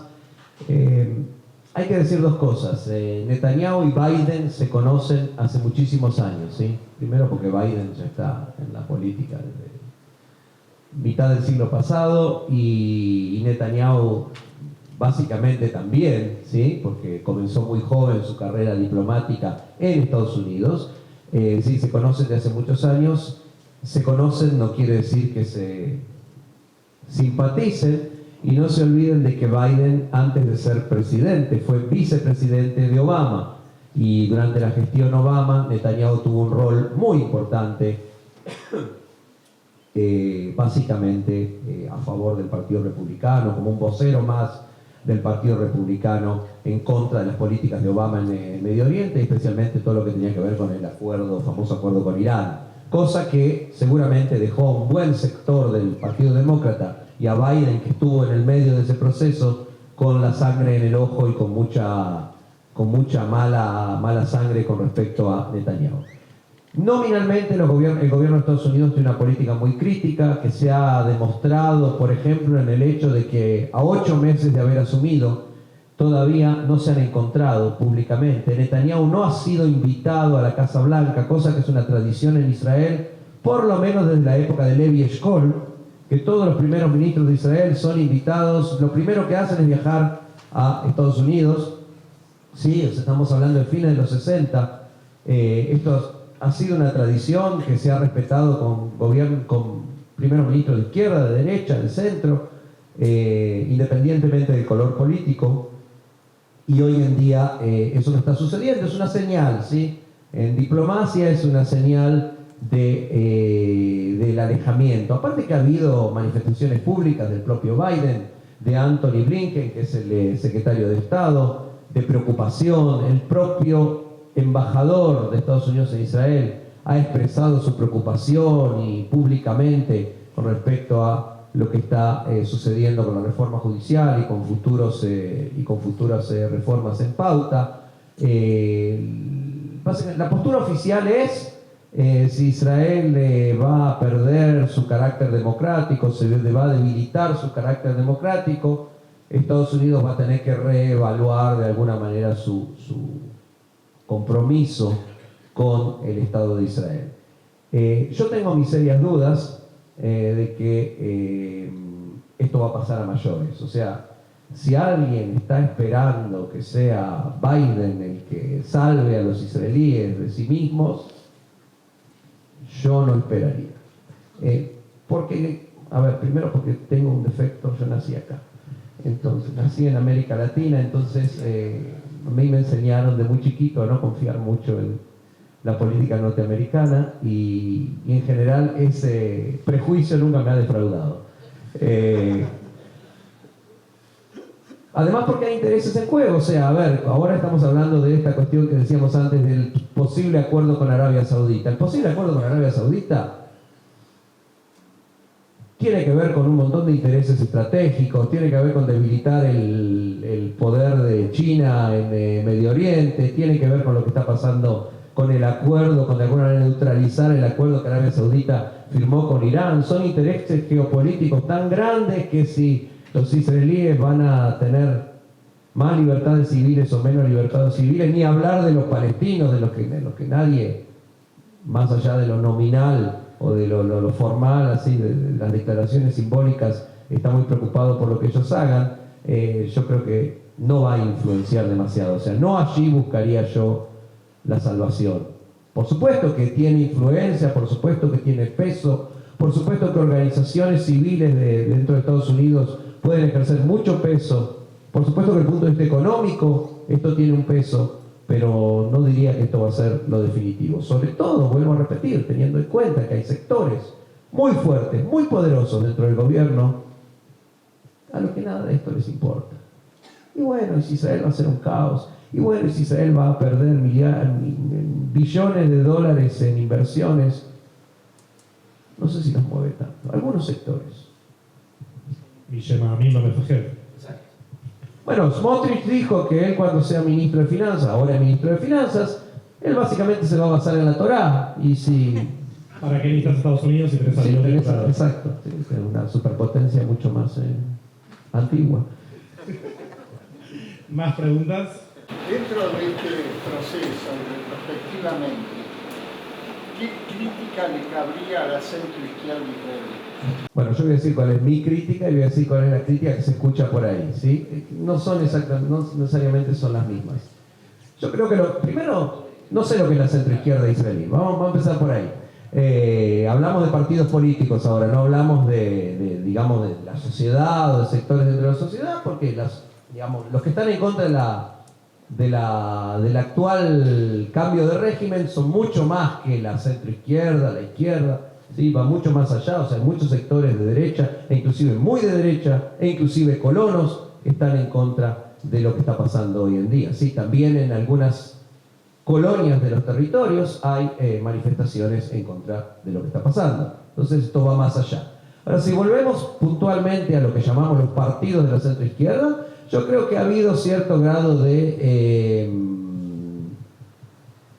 falta de visión política a la hora de presentarse a elecciones. Porque al final de cuentas, si uno mira los números y todo este proceso está pasando, sí, es verdad que la coalición de gobierno tiene 64 parlamentarios y por lo tanto la oposición, si sumamos los partidos árabes y a todo, tiene 56 escaños en la Knesset de 120. Pero si miramos los números no son 64 a 56, los números son mucho más parejos. O sea, la coalición actual de gobierno representa un 48% en votos de la población israelí.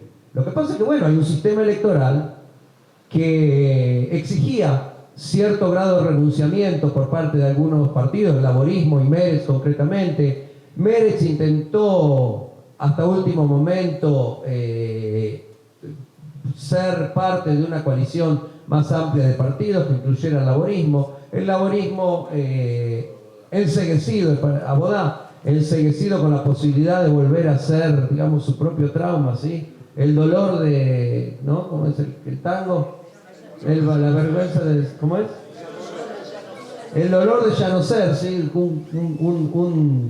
Un partido que construyó el país y que hoy en día las encuestas dan que no pasa, ¿sí? No pasa el mínimo para integrar la Knesset en las próximas elecciones. O sea, de alguna manera ha habido una ceguera de no unificarse, no tratar de buscar, frente a una situación de crisis que se preveía que algún tipo de fortalecimiento de la derecha radical iba a haber, de buscar algo nuevo, ¿sí? De buscar algo nuevo. Creo que en ese sentido sí, para mí es una crítica que cabe, muchos lo piensan.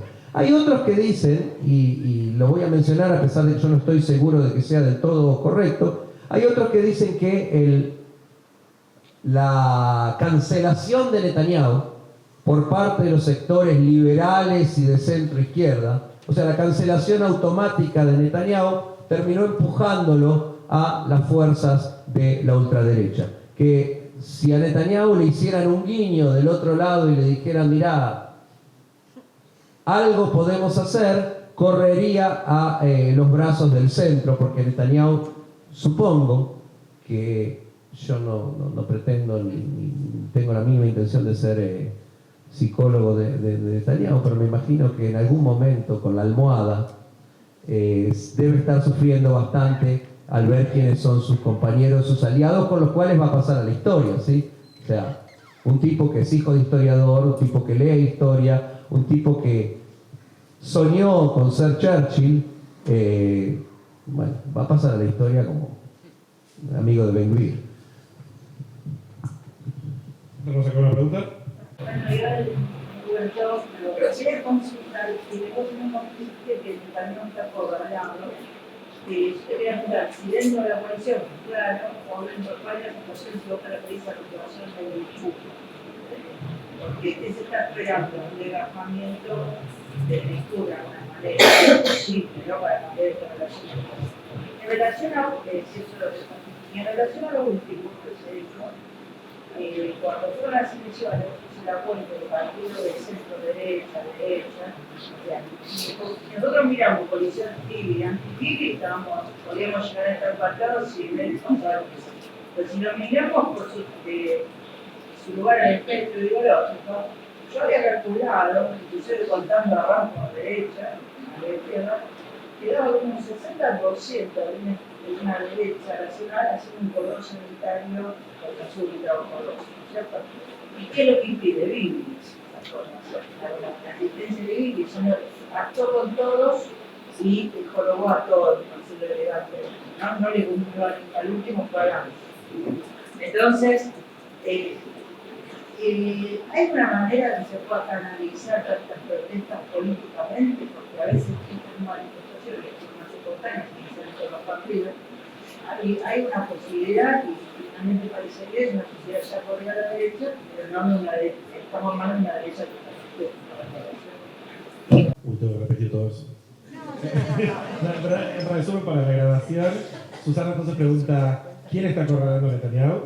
Si son sus socios en la coalición o si posiblemente son los integrantes de su propio partido, el Likud, y si hay entonces posibilidad de fragmentación dentro del partido, que surge un liderazgo anti-Netanyahu dentro del Likud, y por otro lado teniendo en cuenta que Netanyahu tiene posibilidades bastante limitadas en cuanto a socios, si existe entonces a partir de toda esta crisis la posibilidad del surgimiento de una derecha moderada, una derecha más tradicional, tal vez, no quiero poner palabras en lo que es usuario, pero una derecha más liberal en el sentido clásico de la palabra, que es diferente a este gobierno de derecha que tenemos. ¿Más o menos iba por ese lado? Y esto puede desembocar en un cambio de gobierno, una caída de este gobierno que es la única solución. Y por lo tanto, ¿cuáles son las chances de que haya nuevas elecciones anticipadas, que en Israel no es una sorpresa tan grande, que caiga el gobierno por sus propias contradicciones? Bueno, en realidad parecen dos, pero son más de dos preguntas. Voy a empezar por lo último, que es la cuestión. Yo suelo hablar de que en Israel existe una discusión en el seno de la derecha, entre lo que yo llamo una derecha constitucionalista y lo que yo llamo una derecha radical o revolucionaria. Sí, es una derecha revolucionaria, lo que quiere hacer es una revolución. Hoy en día el Likud está de alguna manera rehén en manos de esa derecha revolucionaria. Y esto sucede por dos razones. La principal es que todos los sectores que alguna vez se llamaron liberales dentro del Likud, los sectores más constitucionalistas dentro del Likud, fueron básicamente expulsados. ¿Sí? A ver, en las manifestaciones en contra del Likud están los Olmert, están los Livni, están los Begin, todos los líderes que alguna vez están, ¿sí? Todos los líderes que alguna vez fueron parte de la derecha tradicional, digamos, del Likud, todos, a ver, los hijos de Begin, los nietos de Begin, Ehud Olmert, Dan Meridor, gracias. Dan Meridor, Tzipi Livni, todos los hijos de aquellos que estuvieron con Begin en las luchas históricas de la independencia y que figuran en el libro La Rebelión que leíamos cuando éramos chicos, todos esos están en contra de este gobierno y en parte están en contra luego de haber sido expulsados del Likud, o por cuestiones ideológicas o porque tenían de alguna manera algún tipo de expectativa de en algún futuro hacerle algún tipo de sombra al líder, ¿sí? Como el caso de Gideon Sa'ar, un tipo que es históricamente es más de derecha que Bibi en todas sus posiciones políticas, más de derecha desde el punto de vista religioso, más de derecha desde el punto de vista de los territorios, más de derecha desde el punto de vista militar, y sin embargo Gideon Sa'ar, uno de los que propuso ya hace 10 años una reforma del sistema judicial como ministro de Justicia, y Gideon Sa'ar hoy en día es uno de los principales voceros en contra de lo que está pasando hoy en día, luego de haber osado presentarse como alternativa en el Likud a lo que llama el bibismo. O sea, nosotros hoy en día hablamos del bibismo como aquellos cuya principal virtud es haber sido fieles al líder cuando otros lo desafiaron. E inclusive aquellos que en un primer momento no les fueron fieles, cuento una anécdota. Nosotros tenemos hoy en día un ministro de Educación, se llama Yoav Kish, que en su momento se consideraba uno de los jóvenes liberales dentro del Likud y apoyaba a Gideon Sa'ar. Cuando Gideon Sa'ar perdió la interna contra Netanyahu, Yoav Kish tenía que decidir si se quedaba en el Likud o hacía lo que hizo Sa'ar y lo que hicieron tantos otros. No solo que se quedó en el Likud, sino que hoy en día son los principales voceros de toda esta reforma y de todo este proceso. Lo que quiere decir que había que mostrar fidelidad y había que sobreactuar la fidelidad al líder e inclusive, bastante triste decirlo, a la familia gobernante, porque no basta con ser, ¿sí? No basta con declarar fidelidad al líder, también hay que ser simpático con la señora, con los hijos, o sea, no es una situación agradable y hay muchos testimonios sobre eso, inclusive en los procesos que están en andamiento hoy en día en los tribunales en Jerusalén.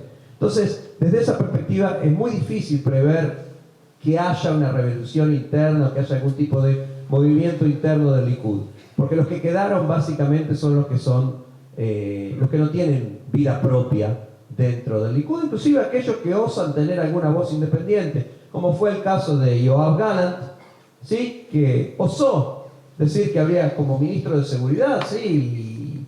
El que sabe lo que está pasando en el seno del ejército, que osó decir hay que parar con esto porque esto está comprometiendo la seguridad de Israel, lo despidieron. Hubo una manifestación espontánea de cientos de miles de israelíes que salieron a la calle a defender a Yoav Gallant, que nunca en su vida soñó que iba a ser un líder popular de nada, ni lo va a ser tampoco porque no es el perfil, pero de pronto mucha gente dijo, ¿cómo van a despedir al ministro de Seguridad por hacer su trabajo? Es decir, advertir de qué pasa con la seguridad del Estado, y todas las rebeliones han sido aplacadas. Entonces yo veo muy difícil que eso pase por lo menos a medio plazo. ¿Qué cosas pueden pasar, por ejemplo, si el proceso de Netanyahu continúa? eso es difícil decirlo. ¿Qué es lo que puede pasar si la seguridad se ve más comprometida en algún tipo de conflicto bélico? También puede ser un detonante de algún tipo de cambio. Vuelvo a repetir, yo estoy seguro que Netanyahu quisiera encontrar alguna salida elegante para poder matizar su coalición, pero como dijimos al principio, de ninguna manera está dispuesto a perder el rol que juega, no lo puede perder al rol que juega dentro de esta coalición, porque lo acercaría demasiado a la posibilidad de ir a prisión. Tengo muchas manos levantadas. Quique, elegí a alguien, date vuelta. No pude tercerizar la responsabilidad. Tenemos ahí una joven. Vamos a priorizar a la juventud. Yo quería ir de nuevo en lo que hablaste de diáspora, porque hablando también como Gabriela Schumer, como que a veces se siente como medio como una frustración o como impotencia de no saber qué hacer de acá. O sea, más allá de que ya se esté activando y no sé, como quiero saber si llega algo allá, si hace ruido o algo, como más allá de si se puede cambiar algo políticamente, capaz como si se ve como el apoyo de la diáspora ahora.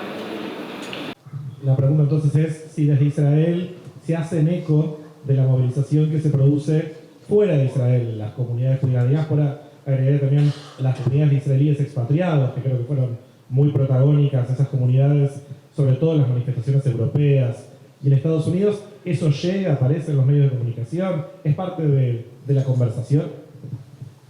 La respuesta es sí, especialmente cuando hay algún tipo de manifestación así un poco más masiva, o por ejemplo cuando algún parlamentario o algún ministro visita algún país y se encuentra con que no están dispuestos a perdonarles nada, ¿sí? Ustedes son de una TNUA, les quiero contar que en Inglaterra hay una TNUA que se llama Bnei Akiva. ¿Sí? Bnei Akiva es una TNUA de derecha, qué sé yo.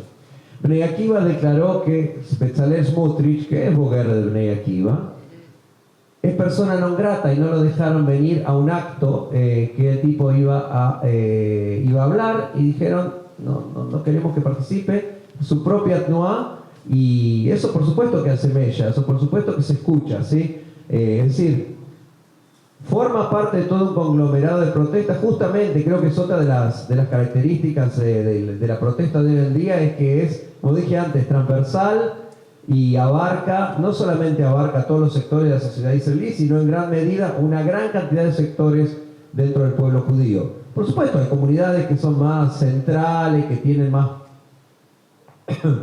peso específico, como puede ser Estados Unidos, Inglaterra, Canadá, donde a lo mejor tienen más visibilidad. Pero otra vez, cada gota que golpea en la piedra contribuye a que algo pase. Y sí, se escucha, se ve, sale en la televisión, sale en los diarios, es parte de todo este gran movimiento que busca poner palos en esta rueda antes de que siga avanzando. Vamos a aprovechar la generosidad de Joel y que los vemos ustedes muy aferrados a sus sillas vamos a meter dos preguntas juntas, si te parece, Joel, pasándonos un poquito del tiempo que pensábamos. Sí, por acá. Tomando un poco el título de la conferencia, esta tendencia al supremacismo religioso, ¿puede llegar a tener algún impacto en la ley del retorno? Lo digo particularmente por el caso de aquellos judíos que reconocen su identidad, pero bueno, se han casado con Goy, tienen hijos que son mitad judíos y en otros casos también nietos que son de la cuarta parte judíos, ¿no? Que habitualmente eran reconocidos, pero no sé si con esta tendencia puede haber alguna discriminación. Y había una pregunta para ahí, ¿no? ¿Alguna van a notar? Sí. Sí, yo quería saber, el Ministerio de la Aldea y la OSA enviaron cartas como para que pudiera el gobierno pensar un poquitito qué camino va a tomar. ¿Puede influir en algo o no? Una más, ¿no? Por ahí hay una más pregunta. Sí. Hace varios días se publicó que el historiador Harari plantea que tiene que resistir la sociedad israelí y él plantea un paro general. No sé qué pasa con eso, cómo reaccionaron las instituciones, los organismos con respecto a eso. Ok, acá tenemos entonces 3 preguntas. La primera tiene que ver con cómo este proceso político y esta posible transformación de Israel a un régimen supremacista o más supremacista puede llevar a modificar la ley del retorno, que es la que regula el tema de la migración de judíos o de hasta nietos de judíos al Estado de Israel, y particularmente cómo eso puede afectar a las familias interconfesionales o interculturales. La segunda pregunta tenía que ver con la carta de la OSA y no sé si otra entidad, y del Ministerio de la Diáspora de Israel. No mandó una carta al propio gobierno. De la SOCNUT debe ser. Cartas que llegan de la diáspora, en particular la carta de la OSA la conozco, una carta que decía que es un momento de hacer sacrificios y de recordar la unidad del pueblo, y escrita a los 3 principales dirigentes políticos del momento. Estaba escrita a Netanyahu, a Gantz y a Lapid, diciendo que era momento de sentarse a negociar y hacer concesiones. Y la tercera pregunta tiene que ver con un artículo publicado hace unos días por Yuval Noah Harari, donde habla de la crisis, no lo leí, pero habla de la crisis y menciona la posibilidad de un paro general, que se estuvo hablando bastante estos últimos meses, una posible decisión del Histadrut, de la Confederación Obrera. Fíjate si puedes responder todo eso. Ok, vamos a empezar por la primera y después si vamos avanzando, si me olvido de alguna vos me tirás una palabra y yo te la cobro. Claro. Primero, muy buena pregunta y te agradezco porque la respuesta es sí, inmediatamente. Una de las primeras medidas que este gobierno propuso, a ver, dentro de este gobierno hay un sector, dentro de lo que es el sionismo religioso, otra vez el motor ideológico de todo esto, ya lo dijimos, una de las primeras medidas fue revisar la ley del retorno y cancelar lo que se llama, la primera por lo menos propuesta concretísima, es cancelar, o sea, hacer una nueva enmienda de la ley del retorno, que para los que saben ha tenido varias, en la cual se cancele lo que se llama el ítem del nieto. Es decir, hoy en día un nieto de judío, sin necesidad de ser hijo de madre judía, por ejemplo, puede ser beneficiario de la ley del retorno. Ellos lo quieren, una de las propuestas de uno de los sectores del sionismo religioso, que se llama Noam, que no es un movimiento juvenil del movimiento conservador, sino la organización de más ultraderecha dentro del gobierno israelí, forma parte de Otzma Yehudit, el partido de Itamar Ben-Gvir. Ellos sostienen que para defender la identidad judía, ¿sí? Ellos están preocupados por 2 temas: defender la identidad judía y defender a la familia judía, es decir, combatir la agenda LGBT. La agenda LGBT, combatir la ideología de género, no sé si a alguno le suena familiar de algún lado. Esos son los 2 temas que le importa a esta gente, que hoy en día ha conseguido una cabecera de puente en el Ministerio de Educación, por ejemplo. Y sí, hay una propuesta muy concreta de reformar la ley del retorno, justamente en la línea de lo que se plantea, que solo puedan hacer aliá aquellos judíos que tengan una identidad judía más afianzada, más genuina, por eso una palabra que estaba de moda acá hace unos años, o sea, que esté más de acuerdo con las líneas ideológicas de este gobierno. Entonces sí de inmediato, ¿sí? O sea, evidentemente es uno de los temas. Es uno de los temas porque, bueno, entre la gente que hoy en día hacen alianza, como bien dijiste tú, muchas personas que son beneficiarios de la ley de retorno, pero desde el punto de vista, digamos, de la halajá, su pertenencia al pueblo judío es, desde el punto de vista de, por lo menos de cómo lo ven estos sectores, es más complicada o dudosa. Sí, la respuesta es sí. La segunda cuestión tenía que ver con la carta de la OSA y de la agencia judía. Bueno, yo no leí la carta de la OSA y de la agencia judía, pero muchas organizaciones judías se han manifestado a favor del diálogo, a favor de algún tipo de acuerdo. Hay que entender lo que está pasando hoy en día, ¿sí? Yo fíjense que hace una hora y pico que estamos hablando y no hemos hablado de diálogo y de negociaciones, porque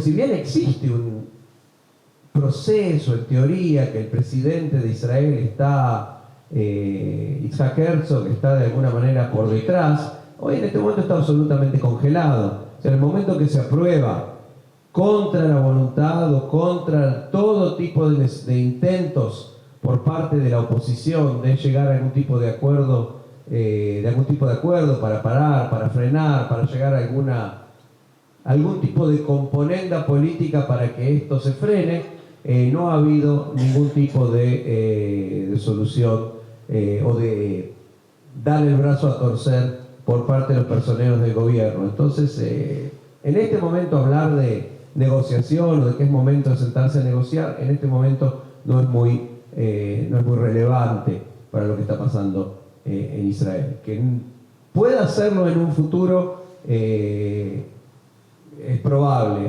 Quiero volver un segundo, a propósito de esto, quiero volver sobre algo que salió de la pregunta de Susana. Susana preguntó si había alguna alternativa política que se podía crear a partir de la protesta social. Yo creo que la protesta y la política, o la política entendida en el sentido de los partidos políticos, digamos, del sistema parlamentario en Israel, corren por caminos separados, y por ahí no está mal que corran por caminos separados. O sea, creo que al final sí, a tipos como Lapid, como Gantz, como quien lidere el Partido Laborista después que se vaya Merav Mijaeli, o a aquellos que de alguna manera están desde la oposición parlamentaria tratando de cambiar lo que está pasando, le es muy importante tener el backup, tener la espalda o el respaldo de la protesta política. Pero son dos caminos separados. Y yo no veo que necesariamente, o por lo menos en el corto plazo, vaya a salir algún tipo de liderazgo de la protesta. Creo que la función de la protesta es otra. Creo que la función de la protesta es mostrarle al gobierno, pero también al mundo y al resto de la sociedad israelí, que todavía a lo mejor no lo tiene del todo claro, que Ben-Gvir decía, vamos a mostrarles quién es el dueño. Bueno, el dueño son los que en este momento están tomando las calles, y los que están tomando las calles son un montón de ciudadanos. Entonces, eso me parece que es la principal función de la protesta. La protesta no está para componer, la protesta está justamente para protestar, en este caso. Entonces, yo creo que todo lo que se haga y que le muestre al gobierno que no se puede seguir por este camino está bien. La posibilidad de que incida cada cosa por separado no lo tengo tan claro. Todo junto otra vez contribuye para tirar para el mismo lado. La tercera pregunta era. La tercera era la posibilidad de un paro general a partir de la carta de Harari. Bueno, a partir de la carta de Harari no va a haber un paro general. Harari es un tipo muy inteligente, probablemente los tipos más inteligentes que hay en el mundo, no necesita que yo lo diga, creo. Pero no es una persona que tiene una voz especialmente de peso en la sociedad israelí. Es un historiador importantísimo, pero la cuestión del paro general es una cuestión que se viene discutiendo, se viene trabajando. Ya hubo algunos intentos menores, hubo un paro patronal hace cosa de 2 semanas o 3 semanas. La Histadrut ya convocó a un paro. La situación de la Histadrut es un poco complicada, ¿sí? Porque en paralelo sigue negociando acuerdos colectivos de trabajo y sigue negociando cuestiones que tienen que ver con el día a día. ¿En qué momento la Histadrut va a decir estamos frente a un casus belli que no admite ningún tipo de negociación con el gobierno? ¿Y qué es lo que está dispuesta a la Histadrut y demás organizaciones sindicales, qué es lo que están dispuestos a perder en ese juego, ¿sí? Porque se está arriesgando a perder mucho, a perder un paro general implica también recursos que hay que disponibilizar para la gente que necesita cobrar su salario pasado mañana y tal vez no lo cobre. Entonces, desde esa perspectiva, es difícil ver hoy un paro general. Hay quienes llaman también a no pagar impuestos. Hay una serie de medidas radicales que se proponen. No podría decir cuál va a ser el desarrollo de todo esto. Hay mucha gente que vota con los pies. ¿Qué significa que vota con los pies?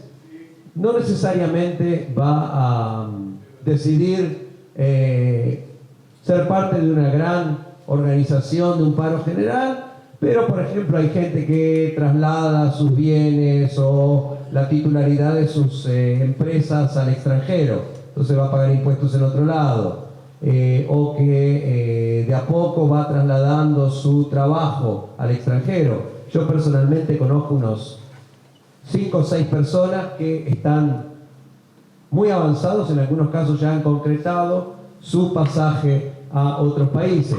O sea, no están haciendo una manifestación, no lo publican en la primera plana de ningún diario y no le mandan una carta a ningún político, simplemente compran un pasaje y se van a Madrid, o se van a Chipre, o se van a Atenas, o se van a otro lugar del mundo y siguen trabajando en lo que estaban trabajando desde antes desde allí, y mandan a sus hijos a colegios locales y demás. Por supuesto, quienes pueden hacer eso son aquellos que tienen más recursos, que tienen una profesión que les permite trabajar de cualquier lugar del mundo. Esto no es para cualquiera, pero sí, también es parte del proceso. A largo plazo es terrible para la sociedad israelí. Es terrible para la sociedad israelí porque muchas de estas personas son los motores de la sociedad israelí. Inclusive son los que pagan más impuestos. Y bueno, con todo lo que eso significa. Y quienes atienden a los pacientes y quienes dan clases en las universidades. Vamos a ver cómo queda el país sin ellos. Y Joel, ¿querés agregar algo que no te haya contado? Igual, yo he escuchado parlamentarios del Likud, dice que todos los que quieren ir que se vayan, no tendrían que estar acá y que se vuelvan a Berlín. Porque por algún motivo consideran que todos los que estamos en contra venimos de Berlín. El shtetl de mi bisabuela no se parecía en nada, pero... Y justo Polonia no está muy tentador. ¿Quieres sumar algo de lo cual no te hayamos preguntado o que quieras agregar para cerrar? La verdad que hemos hecho un recorrido bastante amplio por todas las cosas que pensamos que había que conversar. Yo, la verdad, primero que les agradezco la paciencia y las ganas de quedarse escuchando. Yo sé que esto es un tema, como dijimos desde el comienzo, no muy agradable y con bastantes perspectivas de cosas fuleras. Yo creo que, lo comentábamos con algunas personas, yo creo que antes de que haya yo tengo la esperanza de que esta rueda se va a detener, pero antes de que se detenga tengo la casi certeza de que va a estar peor. Es decir, nosotros todavía no vivimos situaciones de violencia extrema entre israelíes. Sí se viven ya situaciones de violencia extrema, y lo dijimos antes, en los territorios de Judea y Samaria. Todavía no ha habido enfrentamientos entre israelíes. Yo me temo que eso va a llegar. O no ha habido enfrentamientos graves, ¿sí? Un tipo pasó con el auto por una manifestación en Kfar Saba y atropelló a 3 personas que fueron heridas. La policía actúa con un poco más de violencia de lo habitual frente a las manifestaciones, y ha habido algunos heridos, y ha habido casos de violencia policial que en general eran poco comunes en la historia de las manifestaciones en Israel hasta ahora. O sea, hay como una escalada, pero esa escalada todavía está a fuego muy bajo. Yo estoy casi convencido de que esto va a llegar a situaciones de violencia mayores, lamentablemente, antes de que haya algún tipo de parate, que puede venir, sí, de algún tipo de crisis externa que repercuta sobre la coalición. Es decir, Israel no está aislado, Israel no está aislado de lo que pasa en Oriente Medio ni de lo que pasa en el mundo, y como ya ha sucedido otras veces, hay crisis externas, hay situaciones externas, cosas que pasan con el Líbano hoy en día, ayer, cosas que pasan periódicamente en Gaza, que pueden obligar a algún tipo de movimiento militar en alguna de las fronteras. Y yo creo que ahí se va a ver claramente hasta qué punto las disidencias internas del gobierno se plasman inclusive en la política exterior, y eso podría llevar a que alguno de los partidos o de alguna parte de algunos de los partidos que conforman el gobierno no pudieran permanecer ahí dentro, o que exista algún tipo de acuerdo bajo la mesa entre Netanyahu y algunos de los líderes de la oposición. Concretamente el principal sospechoso suele ser Gantz, que le permita a Netanyahu, como decimos en hebreo, bajarse del árbol y buscar algún tipo de salida consensuada. En este momento lo veo muy difícil, no lo visualizo, pero como Israel es una sociedad y una política tan dinámica que lo que ayer era impensable hoy en día es lo que leemos en el diario, perfectamente podría suceder en poco tiempo. Bueno, y antes de cerrar, de parte de los organizadores, les dijimos que íbamos a tocar temas complicados, tristes. Recuerden ahora rodearse de seres queridos y dejar bien guardados los elementos afilados en su casa. Pero sí expresar nuestro deseo, me parece, de Tzavta, Meretz, Innovación, que de alguna forma de toda esta crisis salga un Israel mejor, más justo, más libre para la paz. No sabemos cómo, pero bueno, el hecho de que estamos acá y que esto es parte de una movida en todo el mundo me parece que es alentador y que tal vez es un llamado para repensar nuestro vínculo con lo que pasa en Israel, con cómo nos vinculamos con la política israelí, con el día a día de Israel y qué peso podemos tener nosotros como judíos de la diáspora a los que nos moviliza lo que pasa en Israel. Y ahora sí, me parece que hablo por todos para agradecer a Joel por su enorme edición. Gracias a ustedes, por favor. Ha sido un placer.